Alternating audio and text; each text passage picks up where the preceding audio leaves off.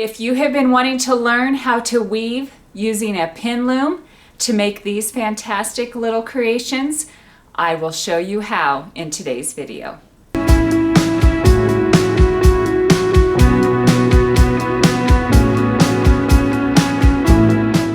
I have to tell you, weaving these little squares and rectangles on a pin loom, absolutely fun. Super quick, super easy, and it's pretty hard to make mistakes on these, so you will love them.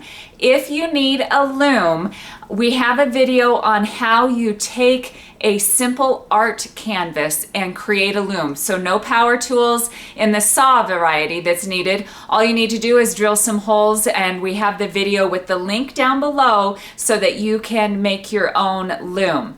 Also, you will need a weaving hook. And I searched, I couldn't find one that I liked, and so instead Ross made me a DIY one. So here's a little bit on how you can make your own weaving hook. The weaving hook that we use is one that Ross actually made for me out of a metal hanger. So here is the weaving hook. He just cut the ends and bent it as tight as he could. And the hook itself is anywhere 3/8 to a 1/2 inch long. If as tight as you can make it, the better. But the big ticket is use sanding cloth or sandpaper to make sure that there's no burrs on the hook there or on the ends, so that when you're weaving, it doesn't catch the fibers. But there's a perfect DIY way to make yourself a weaving hook. Now that you have your supplies, you have your loom, you have your weaving hook, grab some scissors, grab a little crochet hook, some cotton thread, and let's get started. For this, I am using cotton thread, and I'm doing 2 strands at a time. So to start, you need to make a slip knot, and the way I make a slip knot is I twist it around and draw up your yarn, not your tail, draw up your yarn, and make a very, very big loop. And you put that loop over the second nail on one far side and the second nail on this side. Now make your knot a little bit smaller. It's kind of bulky right there. So I'm going to make a small knot and pull that tight by pulling your thread. So now you are ready to start the warping process. I'm using for this 2 strands at a time. When you're warping, each pass will have 4 strands. So you can see there's 4 on that. So to on the side that is closest to you, you move over 1 nail at a time. So we're going to move over 1 nail, go up around nail number 2, coming back. So this shows that you have 4 strands there. Go back down to nail number 2 and then scoot over to number 3, up to 3, down. So on this side, you will have yarn going in between each nail. On this side, there is just a gap between the nails. So you have the yarn going across to the next nail, going across to the next nail, and continue across until you get to the far side. Pulling these kind of tight, not super tight, but kind of tight. And now we are on to our last nail down here on the side closest to you. Go up around the second from the end nail there, and back down, and again you will know you're doing it correct because you have 4 strands on that warp. At this point, turn your project away from you.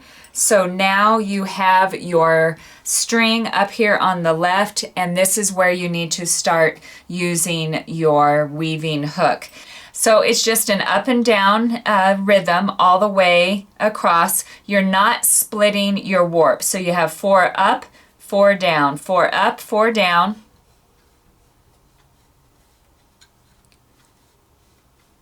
There's, oh, missed it. There we go, 4. And when you get over here, I skip the corner nail. So all the way around, there is not going to be any yarn on your corner nails. So we skip the corner nail, we go around to the second one there, take your hook and draw back your 2 strands and put it over the second nail. So we are on the second nail here and the second nail there. Use the end of your weaving hook to push up your warp. I'm sorry, to push up your weaving. And so now you are under there, so you have to go over and just go opposite of the row previous. And now this is going to go around the third nail on this side.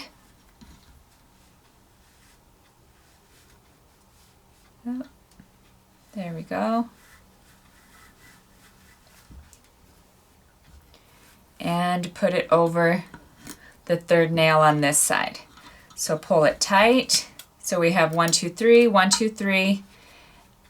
When I do some of these squares, I will find after the fact that I have missed a strand. So it's a good idea every once in a while to turn your project over and see if you've missed anything, because it's nothing to pull this off and correct your mistake and just do that row again.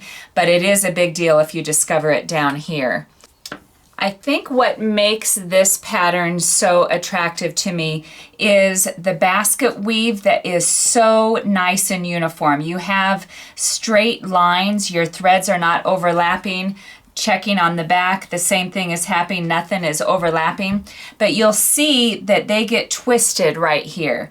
And when you're warping, you can probably correct that, and if you know how, please do comment down below, because I have not figured that out. So at this point, I take a crochet hook, I take off one at a time, and I straighten back out the warp and put it back on the nail. Go down. This one, it was just the yellow was twisted. This one, both are twisted. And so I go nail by nail. It takes all of a minute to do this, but I think that it makes a really, really clean project. But again, if you know what am I doing wrong when I'm warping it, comment down below, because how we learn is from each other. So I'm going to continue, and then I'll get back to weaving and I'll show you how to do the last row. I am down to the last row and it gets a little bit tight, so just kind of work your hook in. I have actually on a couple projects worked by pushing in my square end, and that was okay, but this, just be patient and push in your hook, up, down, up, down. Get it over here, pull back. So again, our corner nails are empty. Our corner nails all the way around are empty. Okay, at this point, double check that everything got included, and if you have any stragglers, just take, at this point, take time to fix those in. And now you have 2 strands here. Pick one that will just become a tail, and then the other one we will use to finish off. So I'm just going to make a small little tail there. To gauge how much yarn you'll need to finish this off, wrap it around 4 times, and this will be generous, you'll have plenty, but go, there's 1, there's 2,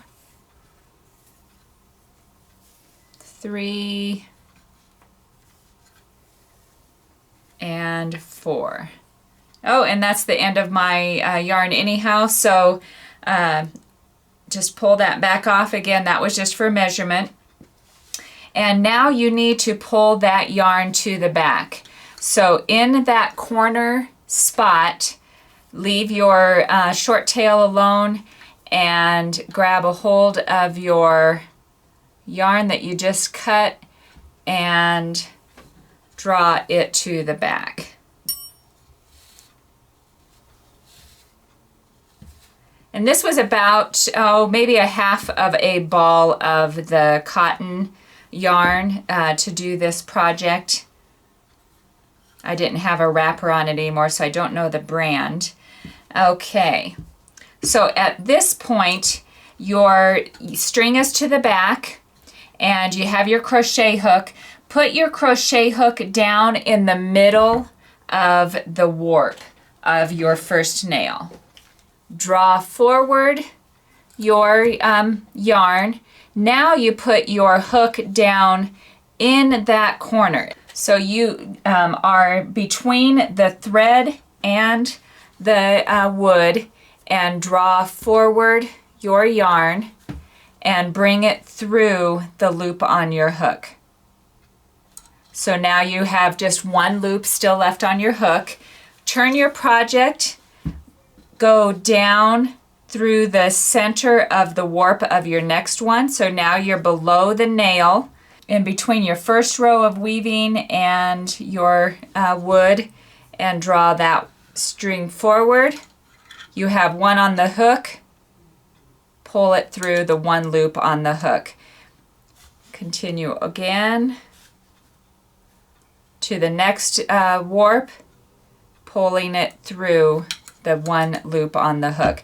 This stitch around here, this crochet finish, is very loose. Don't do this tight. So we're going to go into the next warp, draw up the thread from the back. You're going to have to kind of turn your hook just a little bit to get it to go through the loop on your hook. Okay, I'm going to continue going over to the corner. The cotton thread always has been one that separates a lot, so I'm seeing a little spot here that I'm actually going to pull that out and redo those stitches because I want it to be nice and smooth, and cotton thread always kind of tends to have a tendency to separate, so that's much cleaner. Always just make sure that you are in between both. So when I put my hook in, I have two strands on each side and pull it through the loop on the hook. So I'm going to continue around. When I get to the corner, I'm going to do a stitch in the corner. So when I get over here, I am going to do a stitch in the corner, and a stitch in the first one on the nail. So I'm going to go around. When I get back here, I will show you how we finish it off. Okay, I have went all the way around. I've been putting my stitches in between each of the warps, as well as putting one in the corner. And so I'm coming to my first warp that I started with. So I'm going to pull one through there, and then I'm going to go to the corner and pull up my loop, but this time pull it all the way through. And so we now are ready to take this off of the loom. This is the piece that we had cut, so we need to make sure when we're hiding our tails that that gets secured. I use the blunt end of my crochet hook and just pull off. It's really tight, so you just have to work it and pull it off the nails.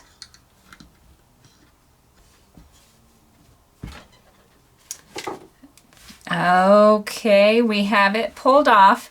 So before you start fussing, we need to make sure you take care of this tail here that was cut before we started our finish. So just take your crochet hook and pull that tail up to what you just finished off with here. Tie a good knot. Okay, and now you can hide your tails in the stitching and trim them off. Okay, I have all of my tails tucked in, and both sides look really good. At this point, I just take my fingernails and I pull my stitching to the edge to even out my loops, and it really makes it a nice finished look once you get those loops just pulled out. So there you have it, all completed. If you have any questions, please comment down below and subscribe so you know when our next videos come out. But as always, thanks for watching DIY on the House.